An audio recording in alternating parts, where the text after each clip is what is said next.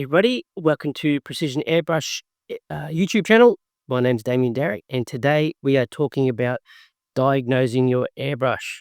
So this is covered in my beginner's guide to airbrush care free download, which is links in the comments.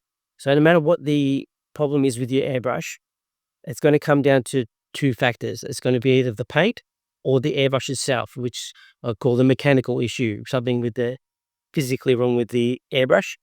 Sometimes the paint can cause the mechanical issue of the airbrush, like cause it to clog and get dirty, etc. But this is where we start. We want to eliminate paint. We're going to break it up into which one is it, the paint or the airbrush. So what I do is, first thing is eliminate the paint, put just border, and test that. If the airbrush still has the same problems, then you know it's not the paint, it's the airbrush. If it sprays water well, then you know paint's the issue. So that's the first step you got to go to.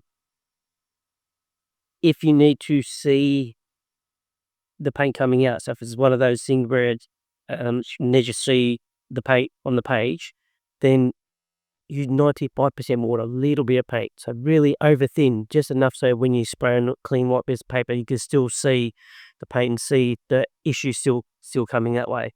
So that's the first step. That's in my guide, and that straight away breaks it into two. If it's the paint, so in other words, the airbrush sprays well with the water, then you pretty much solve the problem straight away.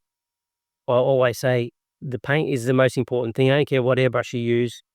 I prefer, I want it off the better. You get what you pay for, you do. But if you can't afford the high-end airbrushes, or you've already got the cheap Chinese one, at least spend the money on the paint. Paint's purposely designed for an airbrush. That's going to eliminate 90% of your problems straight up.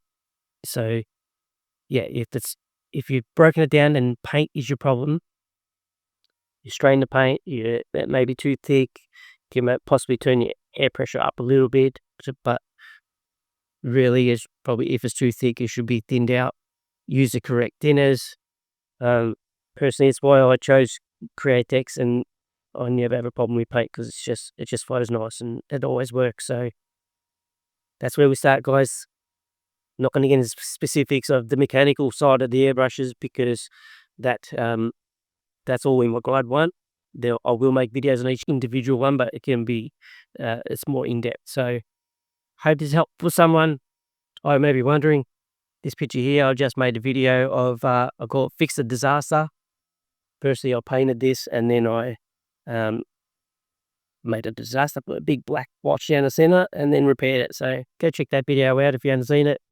Anyway, thanks for watching, and I'll see you next time.